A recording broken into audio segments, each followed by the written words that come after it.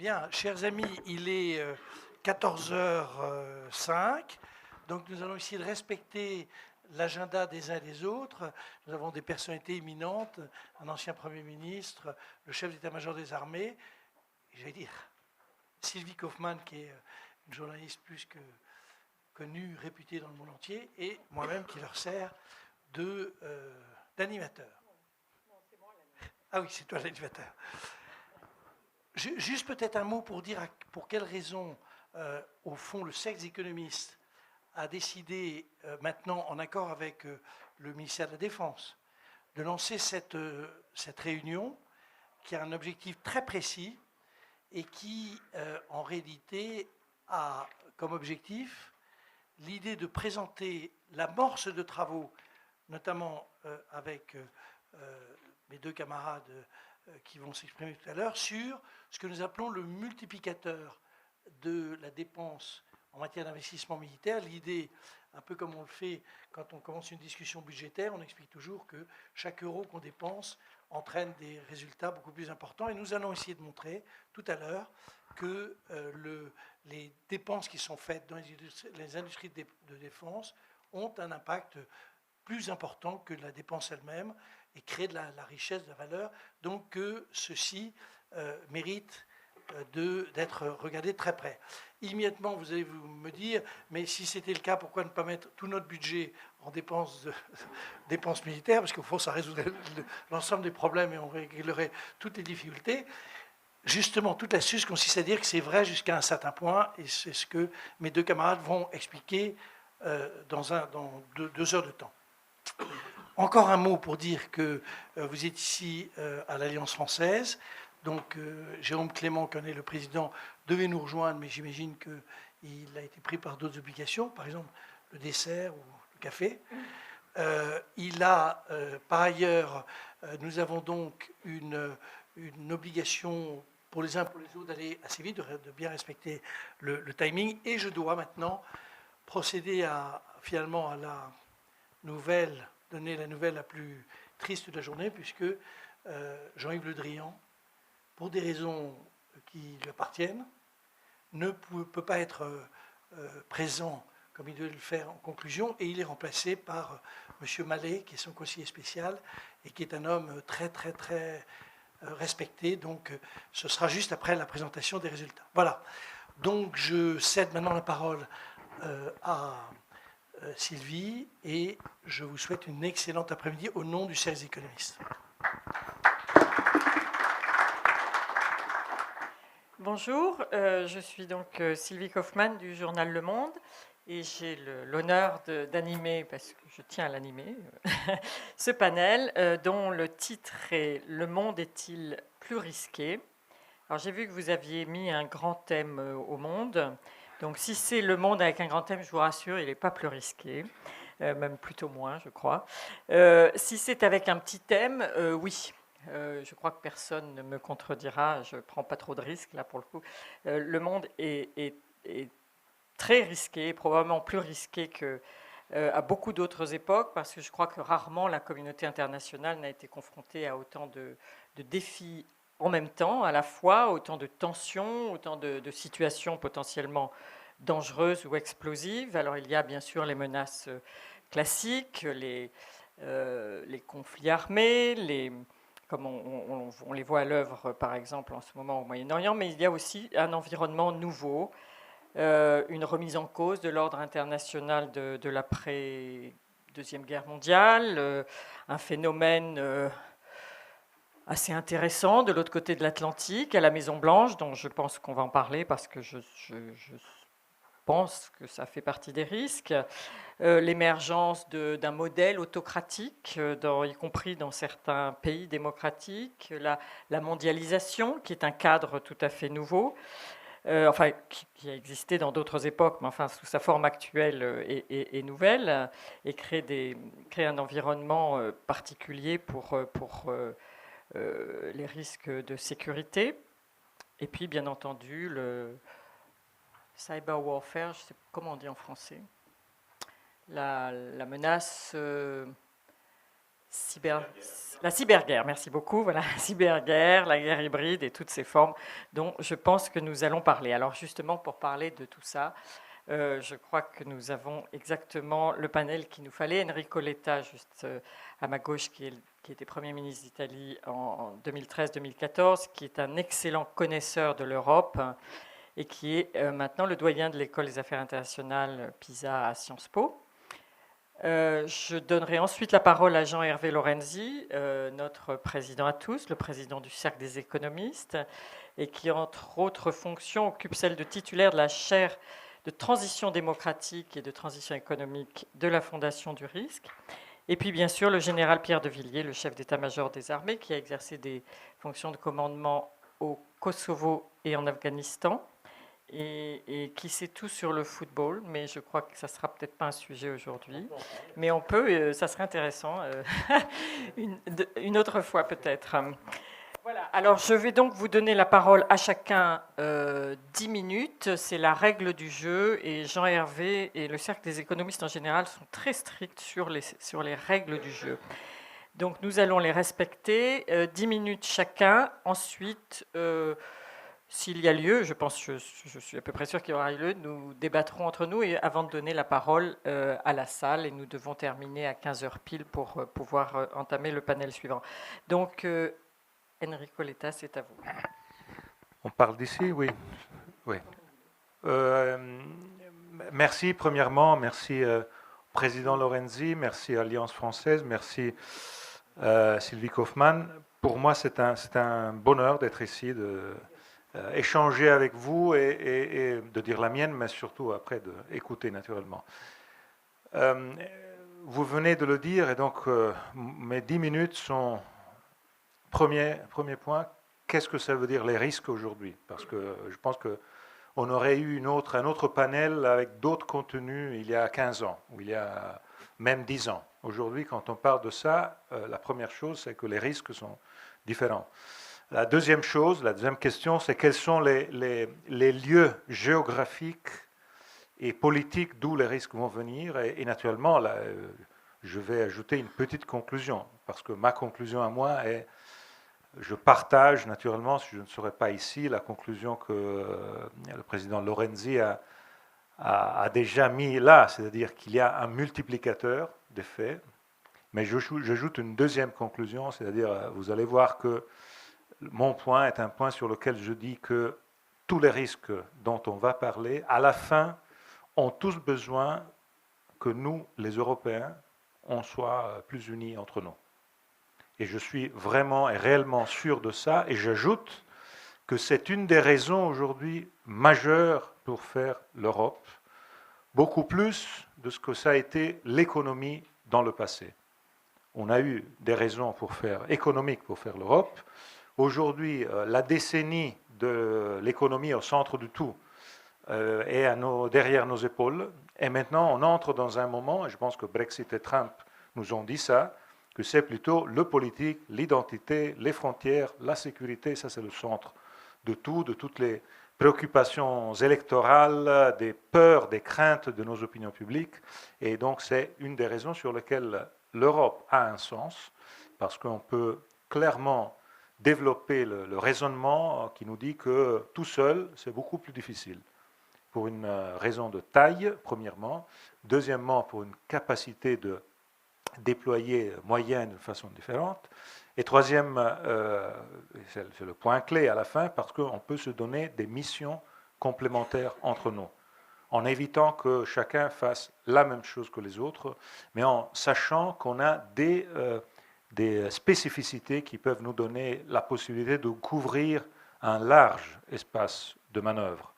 Et là, je rappelle, en tant qu'Italien, j'étais là, c'était le début de mon aventure politique qui m'a amené à la fin à terminer l'aventure politique italienne et entreprendre la vie universitaire à Paris, mais elle a commencé avec une mission qui s'appelait Mission Alba, et c'était la mission de stabilisation de l'Albanie en flammes, c'était l'année 97. Et là, le moment où les armées italiennes sont devenues adultes, et ça a été grâce à la France et grâce au président Chirac. Parce que le choix que le président de la République avait décidé de faire en ce moment était celui de dire il faut que la mission ALBA soit européenne, il faut qu'il y ait donc une initiative avec les pays européens, mais c'est l'Italie qui doit mener cette mission parce que c'est l'Italie qui connaît le lieu, qui est le plus facilement dans les lieux, et on va aider l'Italie en tant que numéro 2. Alors faire une mission en ayant le commandement de cette mission avec la France derrière, ça a été la condition pour que ce soit un succès, et ça a été le déclenchement d'une idée positive. Donc la question des risques, premièrement. Les risques, naturellement, ne sont pas seulement des risques militaires classiques, c'est quelque chose de beaucoup plus compliqué, et l'aspect cyber aujourd'hui est essentiel. Le fait qu'on soit en condition d'avoir des réponses, et donc même des lieux et des ressources humaines qui coûtent beaucoup, beaucoup plus des ressources traditionnelles. Parce qu'il faut non seulement avoir des ressources humaines, mais il faut les tenir. Il faut éviter que ces ressources humaines viennent, apprennent même des secrets et puis s'en aillent autre part dans le sujet cyber. Donc je pense que c'est une question essentielle. En plus, ce n'est pas seulement les questions classiques, c'est quelque chose de plus. Par exemple, je vois la question aujourd'hui des frozen conflicts, qui est, de mon point de vue, une des questions un peu oubliées des relations classiques et des débats classiques, mais quand on voit la liste de ces frozen conflicts, et on se dit que c'était seulement le Nagorno-Karabakh au début. Et puis maintenant, c'est devenu un modèle. Et il faut absolument que le monde de demain n'ait cette idée qu'il y a un modèle dans lequel le fait accompli crée ces frozen conflicts, et après, tu as la possibilité de résoudre le problème. Quels sont les points desquels viennent ces risques? Il y a un premier sujet, c'est le sujet de Trump et de la nouvelle administration américaine. Là, je vois un risque très fort, un risque qui est lié au changement de priorité.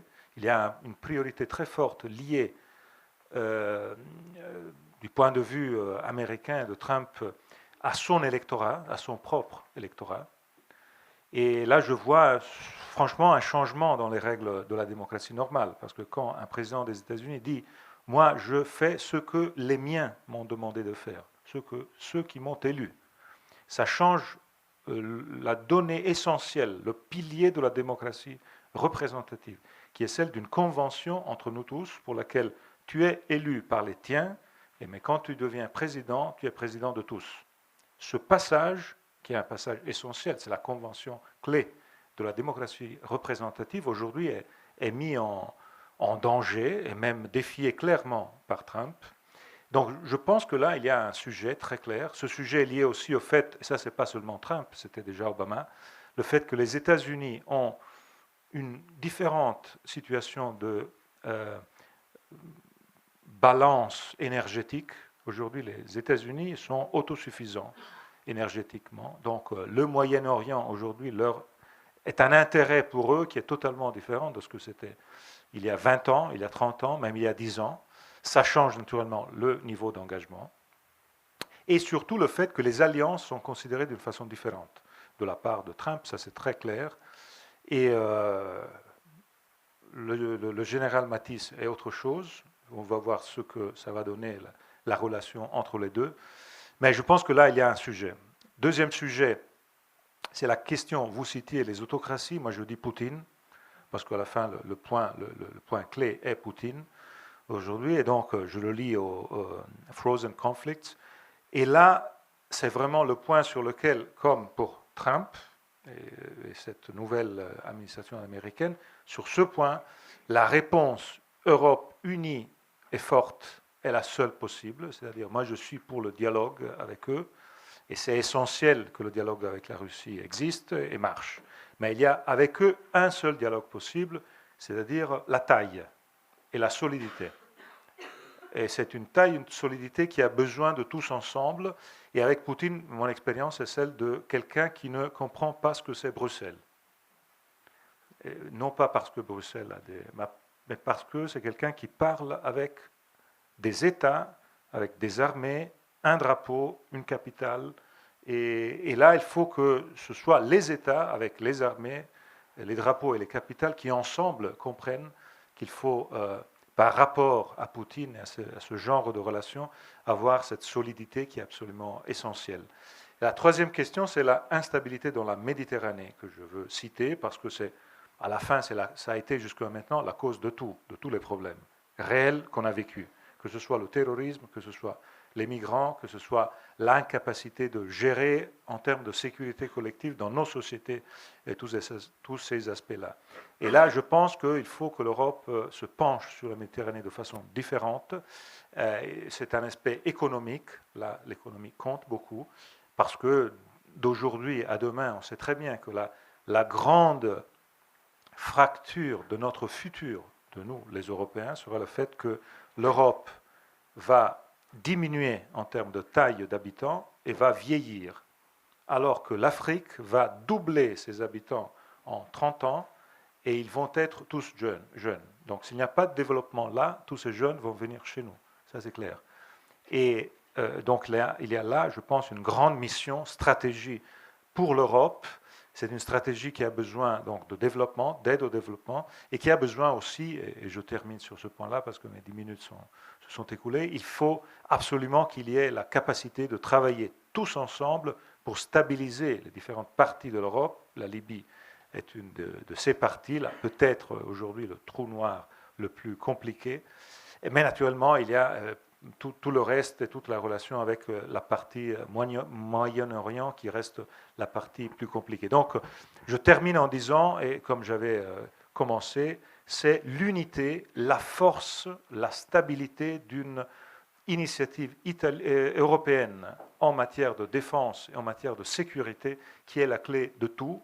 Et ce n'est pas seulement une question politique, c'est une question aussi de mettre ensemble dans la capacité de travail commun quotidien nos armées. Et là, il faut faire plus de ce qu'on fait maintenant, parce que si je vois mon expérience à moi, les Italiens travaillent normalement avec les Américains, non pas avec d'autres Européens. Et je pense que le futur doit être un futur dans lequel les Européens, entre eux, Français, Italiens, Allemands, Espagnols, travaillent plus en plus ensemble. Et je pense que ça, c'est essentiel, c'est un enjeu politique fondamental. Et j'espère que la campagne présidentielle française va donner beaucoup de poussées positives dans cette direction. Merci. Merci beaucoup pour cet appel à l'unité, indispensable unité européenne. Jean-Hervé, c'est à toi. Merci. En réfléchissant à la répartition des rôles de nous trois, je me dis que j'avais tiré la mauvaise carte. Parce que pour vous, mon général, pour vous, pour toi, monsieur le Premier ministre, en réalité, la définition de risque est en réalité où le monde risqué est assez facile à appréhender. Pour nous, les économistes, et j'ai quelques collègues qui sont là, en réalité, c'est extrêmement difficile. Est-ce qu'en 2006, on se serait dit, le monde est-il plus risqué? On soupçonnait bien qu'il y avait un problème d'incompréhension, de méconnaissance du monde financier. Mais en réalité, on n'avait pas du tout le sentiment de se situer d'être dans une situation particulière.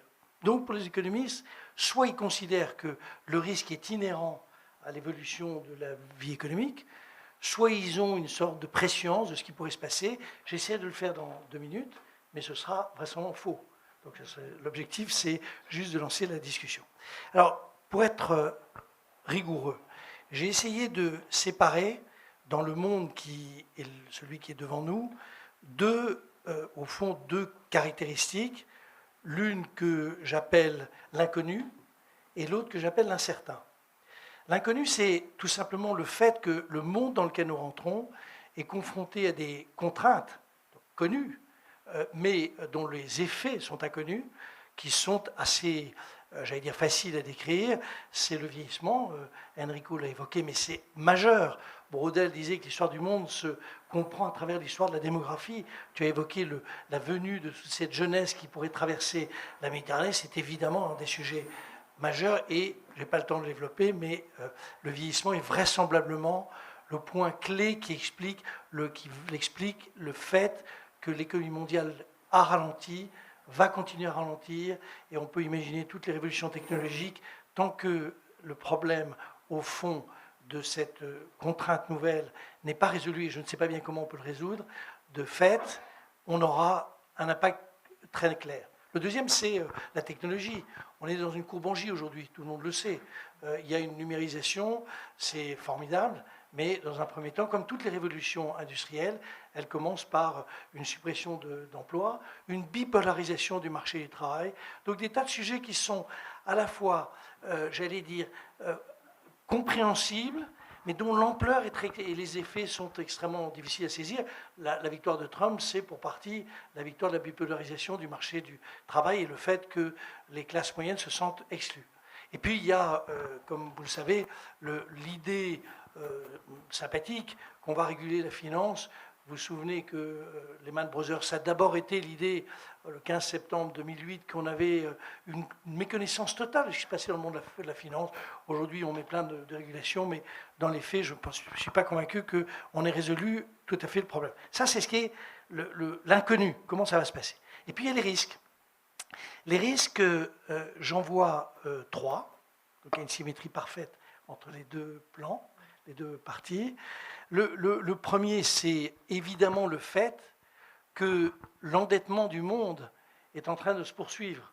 Les chiffres qui avaient été donnés, je crois, par un rapport de McKinsey qui était très, très significatif, même si ceci date un peu, puisque je crois qu'ils allaient de 2008 à 2013 ou 2014, et ils expliquaient que l'endettement privé plus public avait augmenté de 57 000 milliards de dollars, avec des pays qui sont submergés de dettes, c'est là où la crise de la dette va exploser un jour ou l'autre. Je suis incapable de vous dire quand ça aura lieu, mais ça aura lieu, c'est évidemment l'endettement chinois, le fait que l'ensemble du système industriel traditionnel, public chinois est en réalité soutenu à bout de bras par un endettement et que cet endettement aura un jour, j'allais dire, des conséquences qui seront un réel risque pour nous tous.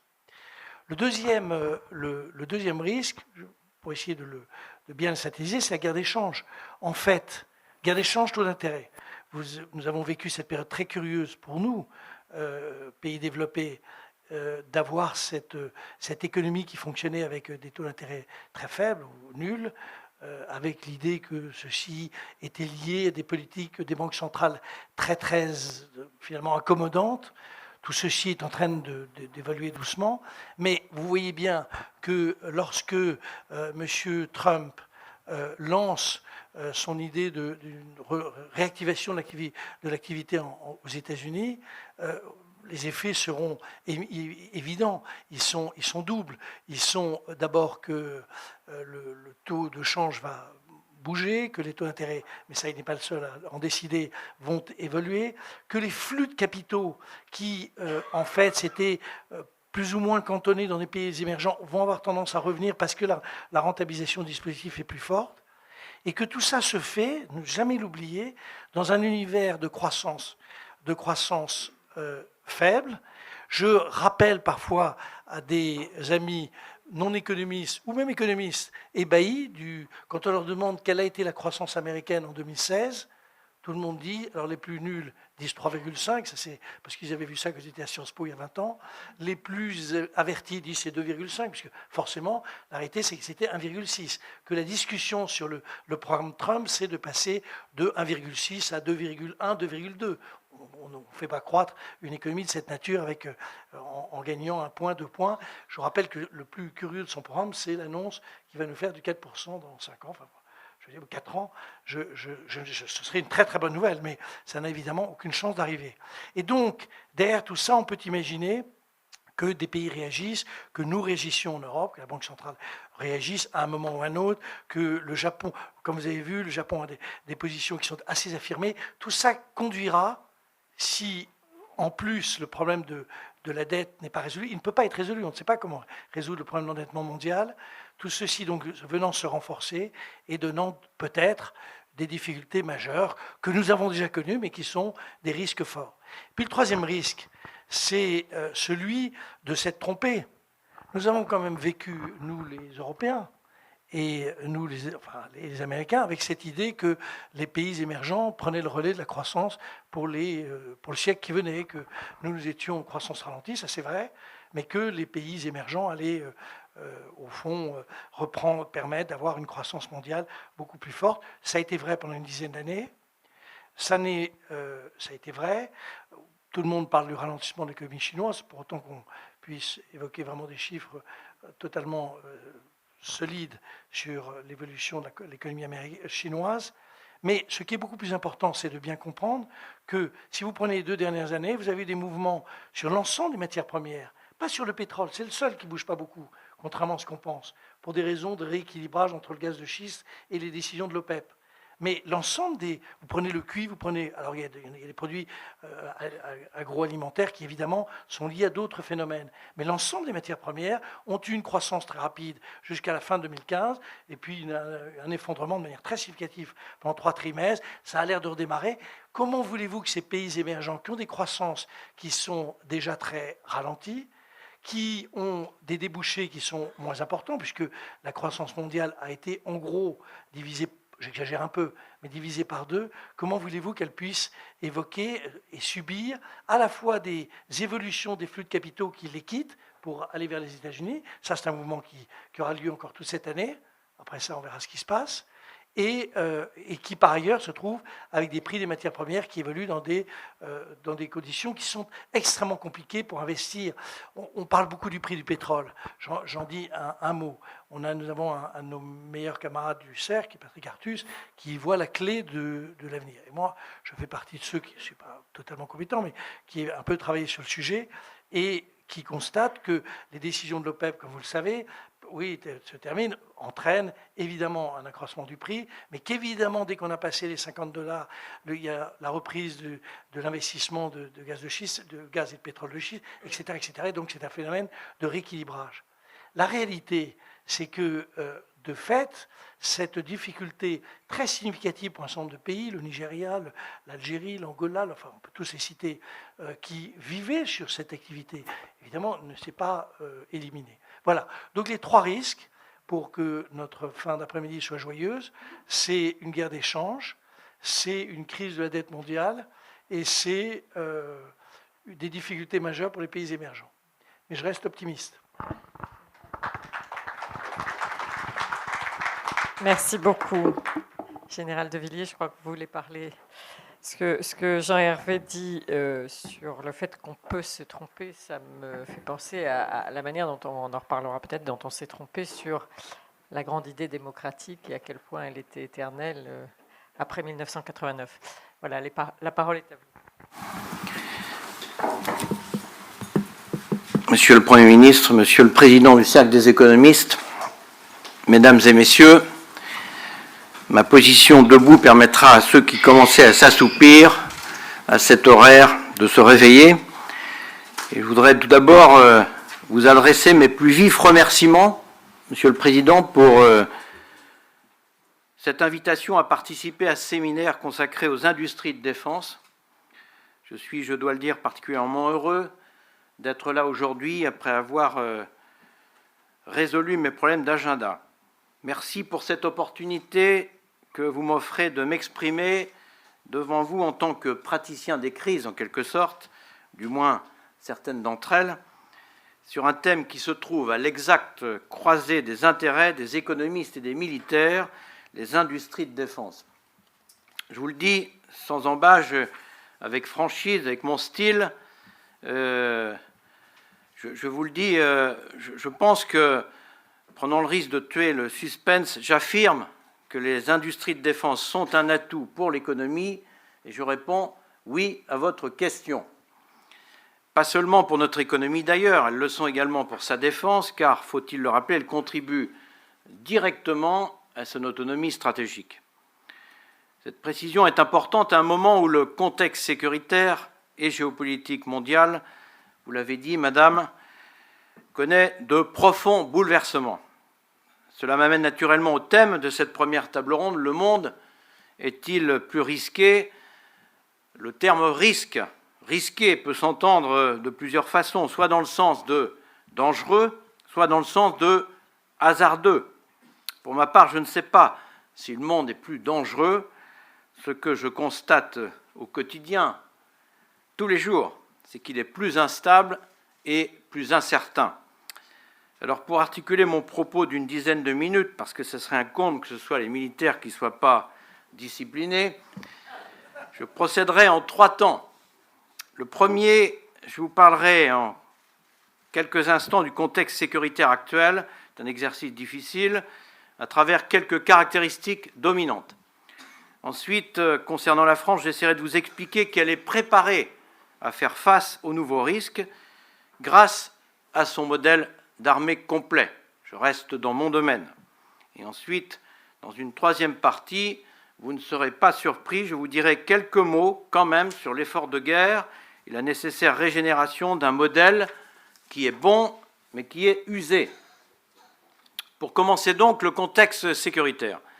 Je crois que ce qui marque avant tout notre époque, c'est sa complexité grandissante. Cela tient principalement, là aussi, vous l'avez dit, au phénomène de la mondialisation qui crée des interactions, des interdépendances entre tous les acteurs. La conflictualité n'échappe pas à cette tendance et le champ stratégique est désormais devenu le cadre d'une confrontation directe ou indirecte entre une multitude de compétiteurs. En réalité, le monde se trouve aujourd'hui confronté à un double défi qui est distinct mais pas disjoint, celui qui s'oppose au comportement belliciste de certains États-puissances et celui qui consiste à combattre le terrorisme islamiste radical. À la lumière de nos engagements actuels, je souhaite évoquer rapidement certains facteurs de risque pour la sécurité et la stabilité du monde, et je le ferai au travers de 3 observations. La première, c'est le nouveau visage de la guerre, avec 4 traits dominants. Il y en a d'autres, mais je suis obligé de synthétiser. 4 traits dominants qui commencent par 4 D. Le durcissement d'abord. Je pense évidemment aux attaques terroristes directes, limitées et ultra-violentes, mais également aux manifestations de certains États-puissances qui n'hésitent plus à tutoyer la ligne rouge. D ensuite comme dispersion, avec des conflits dans des zones toujours plus éloignées, étendues, distantes les unes des autres. L'opération Barkhane, dans la bande sahélo-saharienne, 4000 km de front, 1000 km de profondeur. D encore comme digitalisation, qui permet la mise en œuvre de stratégies intégrales par le recours au cyber et à l'influence. Vous en avez parlé. Et puis, D comme durée des conflits qui finit par user ceux qui tentent d'opposer la force à la violence. J'aurais pu dire aussi D comme délai, tant l'accélération du temps conduit à la quasi-immédiateté des réactions à produire. Il ne fait pas bon être chef d'état-major des armées aujourd'hui, croyez-moi. Le temps est très court, mais pour nous, il est aussi très long. Deuxième observation, après les 4D, le monde réarme.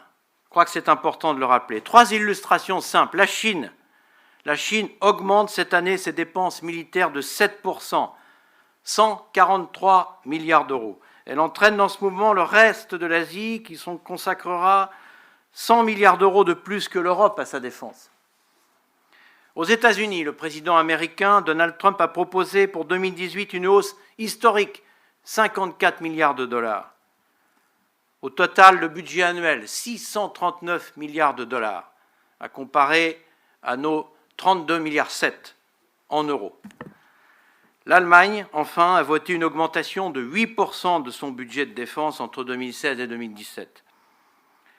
Troisième observation, l'accumulation des tensions, crise économique et sociale, crise énergétique et climatique, flux de réfugiés, migrants économiques. Cette accumulation de crises porte en elle le risque d'une combinaison de plusieurs d'entre elles simultanément. Au bilan, tout nous indique que le monde est chaque jour plus instable, plus incertain. Je ne vais pas vous remonter le moral, et il n'y a pas de surprise stratégique. Tout se passe sous nos yeux. On ne choisit pas cette situation, mais il nous appartient de choisir la manière d'y répondre.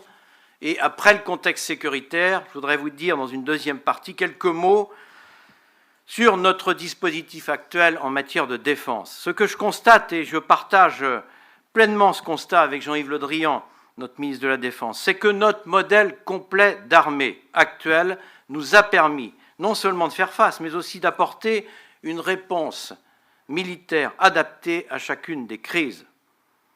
Depuis 2 ans, 30 000 soldats sont en posture opérationnelle 24/24. Face au phénomène terroriste, nos forces armées sont engagées avec succès au Sahel, vous le savez, dans un cadre national, et au Levant, intégrées dans la coalition internationale. Simultanément, elles participent aux mesures de défense, de protection du territoire national, avec un niveau de mobilisation inédit, comme l'a montré encore samedi matin notre action à Orly. Face au phénomène du retour de la puissance dont j'ai parlé, la France oppose sa capacité de dissuasion nucléaire qui la protège de toute agression d'origine étatique contre ses intérêts vitaux, mais aussi face aux potentielles dérives de certains États-puissances. Notre modèle organise la tenue, dans la durée, des postures permanentes de sûreté aérienne et maritime et participe à des mesures de réassurance, notamment dans le cadre de l'OTAN. Le modèle répond bien, mais je vous l'ai dit, il s'use. Nos engagements actuels dépassent d'environ 30% nos contrats opérationnels du livre blanc. Les besoins capacitaires augmentent, le rythme de régénération du matériel engagé en opération est trop lent. Certains équipements souffrent d'un phénomène de vieillissement accéléré. Nous avons des avions de ravitaillement de plus de 50 ans d'âge et les surcoûts en termes de maintenance explosent. Il faut régénérer notre modèle. Et j'en arrive au dernier volet de mon propos consacré à l'indispensable effort de défense. Ça aussi, c'est un risque. Il répond à 3 impératifs. Récupérer les capacités auxquelles il avait fallu renoncer temporairement à une époque où la situation était différente, vous en conviendrez, 2012. Rehausser les contrats à la hauteur de ce que nous faisons réellement et préserver la capacité de la dissuasion. Ces 3 impératifs devront être intégrés à la nouvelle loi de programmation militaire, une LPM qui devra être votée au plus tôt en cohérence maximale avec le quinquennat, c'est-à-dire principalement sur la période 2018-2023. En tout cas, c'est mon avis, c'est mon souhait. Ça suppose évidemment de disposer au plus vite d'une révision stratégique de notre livre blanc actuel, au travers d'un document référence, concis, opérationnel, qui trace le cap politique de la remontée en puissance pour atteindre 2% du PIB en 2022 et non pas en 2025. J'y inclus dans mon calcul les OPEX et les pensions. Évidemment, tout dépend du périmètre.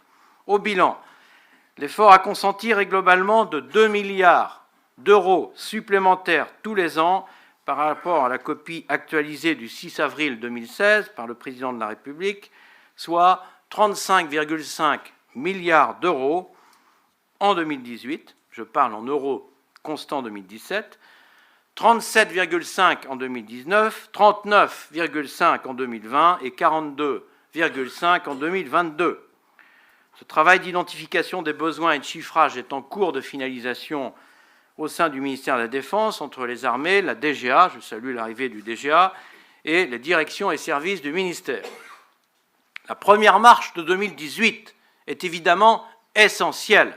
Notre modèle est usé, nous ne pouvons pas attendre. C'est elle qui va donner le ton de ce que sera le budget triennal. Il faudra qu'il soit voté rapidement après l'arrivée de la nouvelle administration et bien au-delà de la LPM. L'horizon 2030 est plus lointain, mais il est tout aussi important pour nous. Nous sommes à la fois, vous l'avez compris, dans le temps court et dans le temps long. Voilà, je tenais à vous dire, voilà ce que je tenais à vous donner comme élément sur l'état du monde. Les perspectives sécuritaires sont sérieusement dégradées et pourraient le rester durablement.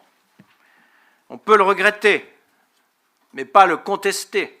La solution passe évidemment aussi par une coopération au niveau européen. Vous en avez parlé, Monsieur le Premier ministre. J'ai la conviction que le communautaire a un rôle déterminant à jouer pour la défense de l'Europe, par le soutien qu'il peut apporter aux nations les plus engagées, et nous faisons partie de ces nations, par une politique d'aide au développement ou à travers l'industrie de défense européenne. J'ai aussi la même conviction que la coopération interétatique, fondée sur la confiance, apporte une contribution complémentaire et essentielle à la défense de l'Europe. C'est dans ce même esprit que je m'efforce, à mon niveau, de multiplier les contacts avec, entre autres, mes homologues britanniques et allemands. Nous nous rencontrons fréquemment. La solution passe surtout, vous l'avez compris, par le renforcement de nos aptitudes qui ne peut s'envisager qu'au travers d'une collaboration étroite avec notre plateforme industrielle de défense. Sur ce plan, c'est l'occasion pour moi de vous dire que nos victoires sont collectives et combien je suis fier de nos ingénieurs, de nos ouvriers, de notre industrie de défense, sans qui les actions opérationnelles sur le terrain ne seraient pas possibles. L'effort à fournir nous concerne tous, les armées chargées de l'engagement opérationnel, la nation à travers l'effort financier qu'elle doit consentir pour sa défense et les industries de défense responsables de répondre dans les temps aux besoins opérationnels exprimés. C'est ensemble que nous gagnons. C'est l'honneur des industries de défense de concevoir et de fournir les moyens à nos soldats. C'est aussi l'honneur de nos armées de protéger la France et les Français au service d'une paix d'avance. Je vous remercie.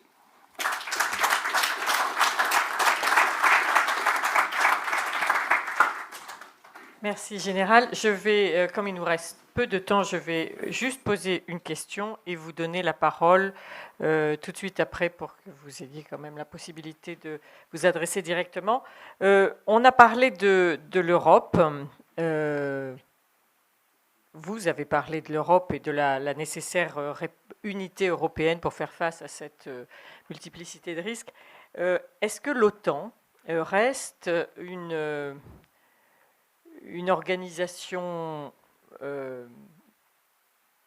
moderne et opportune et valable? On a un président américain qui a d'abord dit qu'elle était obsolète, qui s'est un petit peu repris ensuite, mais on voit que par exemple le secrétaire d'État Tillerson a annoncé hier qu'il ne viendrait pas à la prochaine réunion ministérielle de l'OTAN. Est-ce que pour vous, comment est-ce que vous voyez vous, cette unité européenne et les liens avec l'OTAN? Et j'aimerais aussi poser la question au général de Villiers. Dans le degré, dans l'échelle de préoccupation des tremblements de terre Trump, je ne mets pas l'OTAN et la défense au premier rang.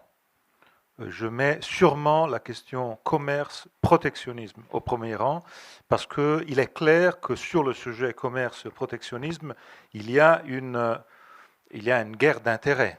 Nous, on produit plus de ce qu'on consomme, nous les Européens. Les Américains, non. Ils ont une situation qui est différente, dans laquelle donc un peu de protectionnisme pour eux, ce n'est pas le désastre que serait pour nous. Et donc, je vois la question commerce au premier rang, les questions liées au climate change et tout le reste au deuxième rang, et je vois la question défense autant peut-être à un rang tout de suite inférieur, parce que en plus, M. Mattis est un général de l'OTAN comme formation. Donc c'est quelqu'un qui devrait avoir dans sa formation et dans sa façon de faire l'idée que l'OTAN, ce n'est pas voilà, le club, mais c'est quelque chose de sérieux. Naturellement, il faut voir qu'est-ce que ça va donner. Du point de vue européen, tout le monde aujourd'hui dit que les prochains pas d'une Europe à plusieurs vitesses, c'est la défense. C'est une des choses que l'on entend le plus, est le plus présente. Naturellement, il faut passer des choses que l'on dit aux faits. Dans un journal italien, il y a quelques jours, il y a eu une interview de Valéry Giscard d'Estaing qui a été très forte, très importante sur ce domaine. Il a dit clairement que la question défense est une des questions sur lesquelles l'aspect des plusieurs vitesses va avoir un lieu. Et je pense que c'est l'intérêt de tous. Et donc, je le répète, c'est aussi l'intérêt de tous pour faire comprendre que l'Europe est utile. Que c'est pas seulement, on ne le fait pas seulement parce qu'il est nécessaire de le faire. Parce que si on le fait, même la question, si je ne me trompe pas, et j'unis la question économique, même la question de superposition, des choses qu'on risque de faire les mêmes choses et donc de doubler les coûts, en faisant ensemble, on est en condition de se donner des missions qui peuvent faire en sorte que chaque pays peut-être aussi épargner quelque chose. C'est totalement inutile que l'Italie s'occupe du Mali et de l'Afrique subsaharienne. Et c'est bien que l'Italie s'occupe de quelque chose d'autre, que l'Allemagne où l'Espagne ou les Pays-Bas ou la France peuvent déléguer. Et dans cet aspect-là, je pense qu'il y a une capacité aussi de rationaliser les dépenses qui doivent monter, parce que ce que le général vient de dire est clair à tous. Merci. Général de Villiers. Alors moi, je vais régulièrement en réunion des chefs d'état-major de l'OTAN à 28 pays et je vais aussi aux réunions de l'Union européenne. Je vais aux réunions de la coalition au Levant. Je suis à la réunion du G5 Sahel. Donc, si vous voulez, la stratification des organisations internationales, je la vis au quotidien. Et accessoirement, nous payons à chaque fois. Donc, ce qu'il faut, c'est éviter de payer doublement ou triplement. Moi, je crois que face à ce que je vous ai décrit, la double conflictualité, retour des États-puissances, terrorisme islamiste radical, il est temps de clore ces débats idéologiques opposant les uns aux autres. L'UE à l'OTAN, ceux du Sud et ceux de l'Est, la souveraineté au fédéralisme, etc. Je crois qu'aujourd'hui, l'heure est trop grave pour se laisser aller à des débats idéologiques. Moi, je prends toutes les coopérations dès lors qu'elles sont efficaces et dès lors qu'elles me font faire des économies. La coopération européenne, d'abord, vous en avez parlé, au-delà de l'OTAN. Je crois qu'il ne faut pas opposer là aussi le communautaire à l'interétatique. Il faut prendre ce qui fonctionne dans le communautaire sans se laisser berner par des rêves illusoires, et il faut prendre ce qui fonctionne dans l'interétatique par des alliances à géométrie variable sur des projets concrets et clairs au départ. C'est ce que nous essayons de faire, et c'est en cela que j'essaie, et j'ai réussi au mois de décembre à faire une réunion avec mon ami britannique et mon ami allemand dans mon bureau. Nous sommes allés à Londres la semaine dernière, nous avons recommencé. Je crois que c'est comme ça que ça doit fonctionner. Ça ne s'oppose pas au communautaire. Toutes les coopérations sont bienvenues dès lors qu'elles sont source d'économie et de plus d'efficacité en opération, au combat. Sur l'OTAN, je crois que l'OTAN est une organisation indispensable pour la sécurité aujourd'hui, notamment avec le retour des États-puissances. Nous participons, la France, aux mesures de réassurance et en ce moment même sont en trajet un sous-groupement blindé mécanisé avec les personnels et les équipements pour aller en Estonie dans le cadre de la présence renforcée avancée. Je crois que l'OTAN a toute sa place pour garantir la paix dans le monde. L'OTAN apporte une capacité d'interopérabilité dans les procédures militaires qui est fondamentale. Après, ça c'est une réponse de militaire, je ne réponds pas politiquement. Évidemment, je ne m'y risquerai pas, surtout en ce moment. Ce n'est pas le moment. Ce que je peux vous dire, c'est quand même qu'il faut avoir une vision globale de tout ça pour éviter de trop payer et de payer à chaque fois des choses doubles. Oui, c'est vrai que l'OTAN peut encore se réformer, j'en suis persuadé, de la même manière qu'il y a probablement des économies à faire à l'Union européenne. De la même manière que les coalitions ad hoc, qui sont une bonne réponse à des problèmes régionaux et locaux, doivent bénéficier d'une approche transrégionale. Il faut combattre le terrorisme avec une approche transrégionale, car le terrorisme est une idéologie mondiale. Et nous n'en aurons pas. Nous n'aurons pas le bout du terrorisme si nous n'avons pas cette approche transrégionale. Les coalitions indispensables, mais aussi avec une approche transrégionale. Donc je crois que la vision d'opposition entre les uns et les autres, qui est finalement une tradition assez gauloise, je crois qu'il faut la dépasser et surtout se méfier des idéologies. On ne peut pas combattre l'idéologie terroriste et en même temps soi-même tomber dans des pièges analogues. Moi, j'essaie modestement de commander les armées françaises. Je constate que la France est un grand pays, que nous sommes engagés, pratiquement la deuxième nation occidentale engagée en termes de volume de soldats pour combattre notamment le terrorisme et ses relations de puissance de plus en plus conflictuelles. C'est possible d'arriver à ça avec 32,7 milliards. Je milite évidemment pour que ça se poursuive, dans ce monde extrêmement turbulent. Mais je crois qu'il faut s'appuyer pour ce faire sur l'ensemble des organisations existantes. Merci. Jean-Hervé. Non, je crois qu'on peut, en reprenant ce qu'a dit Enrico, on peut raisonnablement penser, je ne sais pas s'il l'a dit, mais je lui fais dire, on peut raisonnablement penser que dans les 18 mois, il y aura un choc, et les chocs économiques, c'est terrible, ça prend quelques heures. Souvenez-vous, le 15 septembre 2008, 87, 94, ça se passe en quelques heures. Et ce que j'ai évoqué tout à l'heure comme risque, je ne sais pas d'où ça viendra, mais je suis absolument convaincu qu'on aura je ne souhaite pas du tout, qu'on aura dans les 18 mois un gros pépin. L'énorme difficulté d'aujourd'hui, et ça rejoint peut-être ce que vous avez dit, mon général, c'est l'idée que aujourd'hui nous ne disposons plus de lieux de coordination. Il n'y a pas de coordination des banques centrales, il n'y en a plus, alors qu'elles ont existé. Le dernier événement, les accords du Plaza, ça avait été la vraie coordination. Le G20 est en réalité, on vient encore de le voir, une sorte de réunion sympathique, mais qui ne peut pas jouer ce rôle. Et n'oubliez pas que lorsque l'affaire de Lehman Brothers a explosé, qu'elle a arrêté le monde. Le monde s'est arrêté en quelques heures.